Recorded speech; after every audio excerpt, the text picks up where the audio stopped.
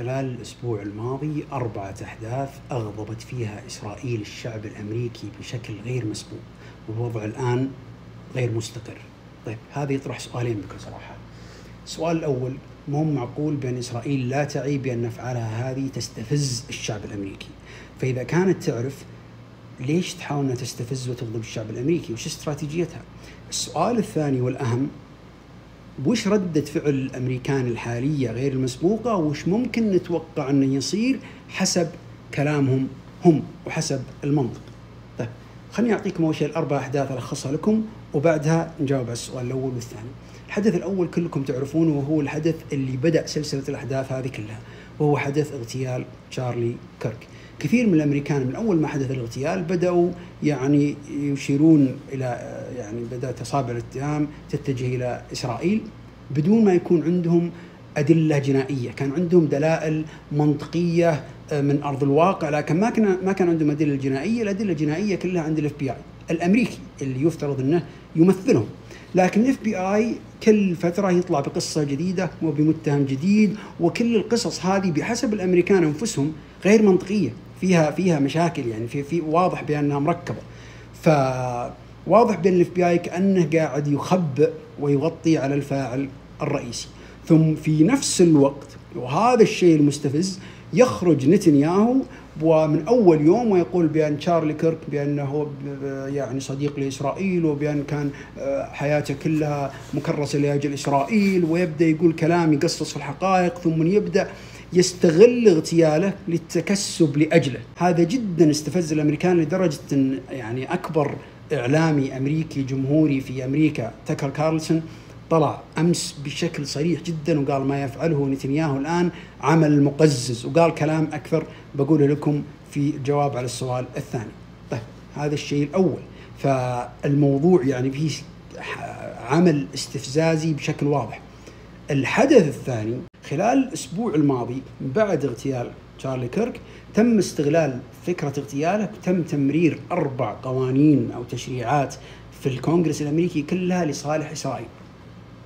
الحدث الثالث، تم استدعاء وكأنه استدعاء وزير الخارجية الأمريكي وزوجته لزيارة إسرائيل والصلاة عند حائط المبكى. طبعا لما راح هناك يشترط عليه أن يشيل الصليب حقه، هو نصراني، ويلبس الطاقية وما اسمها حقة اليهود ويصلي. وكان حتى نتنياهو اللي شاف المقطع كان يتباطأ، نتنياهو هو اللي يقول له سوي كذا وسوي كذا، وكأنه ما يعرف ويتباطأ، فيها دلائل معينة، فيها بعض الإهانة. فحتى لدرجة أنه بعد ما انتهى وزير الخارجية هذا وراح القطر اليوم، استقبله أحد الموظفين، ما أعرف في المراسم، واحد الموظفين في الخارجية ما أعرف، بس موظف عادي جدا ما في أحد يعرفه، من كثر ما في أحد ما يحترمه إطلاقا. الموضوع جدا مهين للأمريكان. الحدث الرابع والأهم، وهو اللي ضربة عنيفة كانت، تم استدعاء بشكل ما يشابه الحج 250 أعضاء مجلس النواب في الكونغرس الأمريكي، 5 أعضاء من كل ولاية من الجمهوريين ومن الديمقراطيين، كلهم تم استدعائهم إلى إسرائيل. راحوا لمؤتمر في إسرائيل مع الحكومة الإسرائيلية. المؤتمر هذا اسمه 50 ولاية وإسرائيل واحدة. فكروا بس في الاسم وكيف يستمعن في الإهانة. ما ذكر اسم أمريكا إطلاقا. 50 ولاية إسرائيل واحدة، وكان الولايات تابعة لإسرائيل.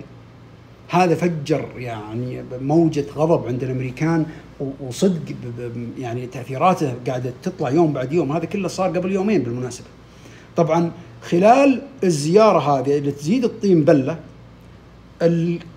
أعضاء الكونغرس نفسهم كانوا يغنون ويؤدون أداء أغنية، خلينا نقول كانوا في فرقة موسيقية يؤدون أغنية معروفة عندهم. الأغنية هذه مشهورة في الذاكرة الأمريكية، مرتبطة بمشروع قديم للCIA اسمه بروجكت مونارك، معناها مشروع الحاكم أو مشروع الملك.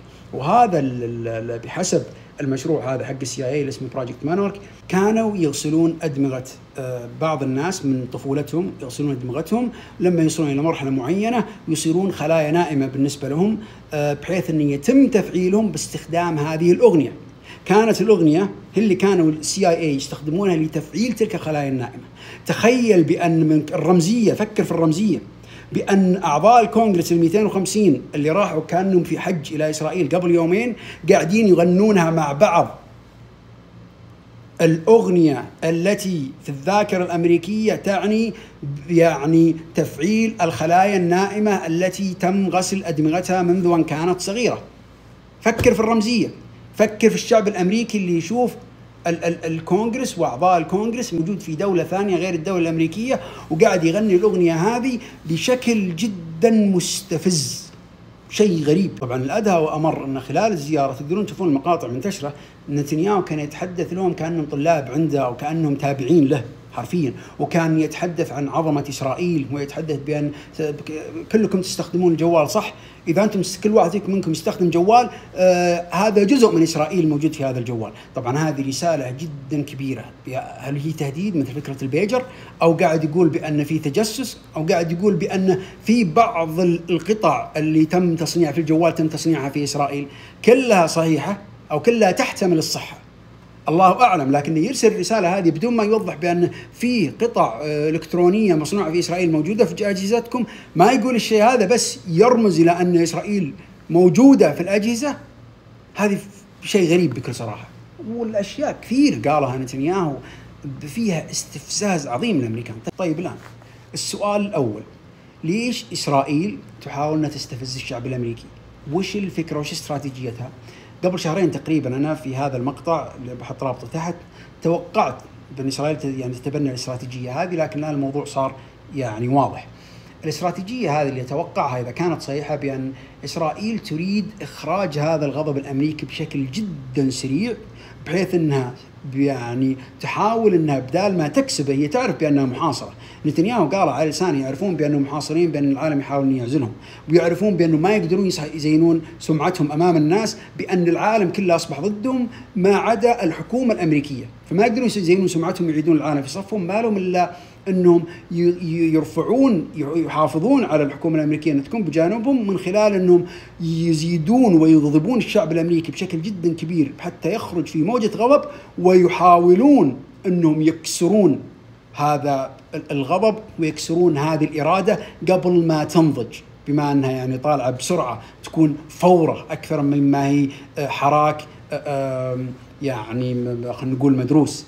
فيحاولون يكسرون هذه الإرادة بحيث أن إسرائيل يصير أمريكا مستقبلا ما بين شخص عاقل ويعني مغلوب على أمره لأجل السلامة خاضع لإسرائيل، أو شخص جاهل يعتقد بأن إسرائيل صديقته. وأنا أعتقد أن إسرائيل ارتقت مرتقا صعبا بهذا الشيء. الموضوع مغامرة جدا خطيرة على إسرائيل، لأن معروفين الشعب الأمريكي بتاريخهم بأنهم شعب شرس ويعني همجي في بعض الأحيان. فكونك تحاول وتراهن على أنك ستكسر إرادتهم إذا كانت هذه الاستراتيجية اللي يبغونها، هذا شيء جدا صعب. الآن نجي للسؤال الثاني، وش ردة فعل الأمريكان الحالية وش ممكن يكون مستقبلا؟ الموضوع باختصار أو يختصره الكلام والتصريح اللي طلع فيه تاكر كارلسون، وهو أشهر إعلامي أمريكي وجمهوري تحديدا. طلع في تصريح خلال اليومين الماضية، أولا اللي قاله بشكل مباشر لنتنياهو هذا غير مسبوق، قال أن ما تفعله مقزز، وأن تشارلي كيرك اللي هو صديقه كلهم جمهوريين قال أن تشارلي كيرك أساسا يعني قال لي تاكر كارلسون بأنه يشمئز من اللي يسويه نتنياهو الآن ضد غزة، وأنه كان يغير أفكاره في الفترة الأخيرة، وكأنه يلمح ويتهم نتنياهو بشكل غير مباشر بأنه هو من اغتال تشارلي كيرك. فشخصية بهذا الحجم تقول الكلام هذا تطور جدا كبير. والأهم في هذا الكلام بأنه جمهوري وليس ديمقراطي، بشرح لكم بعد شوي ليش هذا الموضوع فيه أهمية. طبعا تاكر كارلسون نفسه في نفس الأسبوع قال أني أنا أخاف بأن إذا استمر الوضع بهذا الشكل أن يصير فيه حرب أهلية في أمريكا.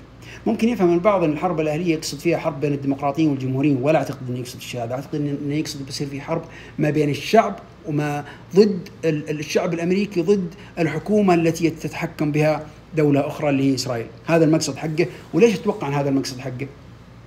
أولا لأنه جمهوري، ولأنه يعرف أشياء كثيرة، يعني له تاريخ جدا طويل ضد تحكم إسرائيل في أمريكا. طبعا عشان تفهمون الوضع اللي قاعد يصير لازم تفهمون الوضع الأمريكي في الوقت الحالي. بالنسبة للديمقراطيين اللي خسروا تقريبا أغلب السلطة لما فاز ترامب، أغلب الشعب الديمقراطي ضد، أو أغلب الشعب من الحزب الديمقراطي واليساريين ضد إسرائيل ومع فلسطين بشكل كبير. أغلب الحكومة أو أعضاء الكونغرس من الديمقراطيين تابعين لإسرائيل، لكن يحاولون يخفون الشيء هذا عن شعبهم لأجل الانتخابات والكلام هذا كله، وشعبهم الآن قاعد يفضحهم في عملية وحراك لأجل فضحهم. بالعكس عند الجمهوريين معروفين تاريخيا بأنهم مع إسرائيل بشكل كامل، خصوصا الشعب اللي أغلبه نصارى بروتستنت. النصارى البروتستنت عندهم في عقيدتهم بأن يجب على اليهود أنهم يعودون إلى أرضهم المقدسة عشان يعود عيسى بن مريم عليه السلام والكلام هذا كله. فهم يؤمنون، وتم غرس فكرة الجوديو كريستيان يعني كلتشر وما أدري إيش اللي هو الثقافة المشتركة والكلام هذا كله. فهم داعمين بشيء كبير كشعب جمهوري، داعمين بشيء كبير لإسرائيل، وحكومة أعضاء كونغرس جمهوريين يتبجحون بدعمهم لإسرائيل، يعني يفتخرون. واحد من أكبر السناترز الجمهوريين تيد كروز طالع قبل فترة يقول أنا هدفي وغرضي الوحيد من دخولي الكونغرس من 13 سنة هو لدعم إسرائيل وأجندات إسرائيل فقط، ونسي أنه أمريكي بشكل يعني صريح. هذا قبل كم شهر تقريبا. فالوضع الآن الانقلاب الكبيرة اللي قاعدة تصير ضد إسرائيل ليست من قبل الشعب الديمقراطي اللي هم أساساً ضد إسرائيل من البداية، لا، من قبل هذول البروتستنت اللي هم أصل الدعم لإسرائيل، من قبل الجمهوريين، هم اللي قاعدين ينقلبون بشكل جداً كبير، وهم اللي عندهم السلطة، هم اللي الآن هم اللي كانوا تابعين لترامب، وهم فريق ماجا، يعني عدد جدا كبير منهم تاكر كارلسون، منهم كانديس أوين، إيان كارل، نيك فوينتس، وانتم ماشيين، يعني عدد جدا كبير مشاهير كبار كانوا منقلبين أساسا من سنة أو تقريبا على إسرائيل، بالذات من بعد ما فاز ترامب وشافوا كيف أن ترامب قاعد يخدم مصالح إسرائيل أكثر من مصالح أمريكا. كثير منهم خلاص يعني غير رأيه بشكل جدا كبير، وبعضهم قريبا قاعدين يتغيرون. واحد منهم تشارلي كيرك تم اغتياله، وواحدة ثانية جدا مشهورة اسمها ميغان كيلي الآن برضو قاعدة يعني تغير أفكارها. فالناس الأصل الحجر الأساس اللي كان يدعم إسرائيل هم اللي الآن قاعدين ينقلبون عليهم، وأكبر إعلامي فيهم اللي كلهم يحترمون اللي هو تاكر كارلسون طلع بشكل مباشر ضد يعني نتنياهو، واتهمه بشكل غير مباشر بأنه هو اللي فعل ما فعل في في تشارلي كيرك، وقال بأنه يخشى أن هذا الشيء يحدث ثورة شعبية أو يحدث حرب أهلية. بمعنى آخر، في كل الحالات إسرائيل دخلت بمغامرة جدا كبيرة باللي قاعدة تسويه الآن، دخلت في مغامرة نهايتها غالبا خسارة. أما الأمريكان الآن بيستطيعون أنهم يعني ينهون السيطرة الإسرائيلية على حكومتهم، أو أنه بيصير في حرب أهلية داخل أمريكا وتسقط أمريكا وتضع بشيء كبير، وهي أكبر داعم لإسرائيل، تبقى إسرائيل لوحدها.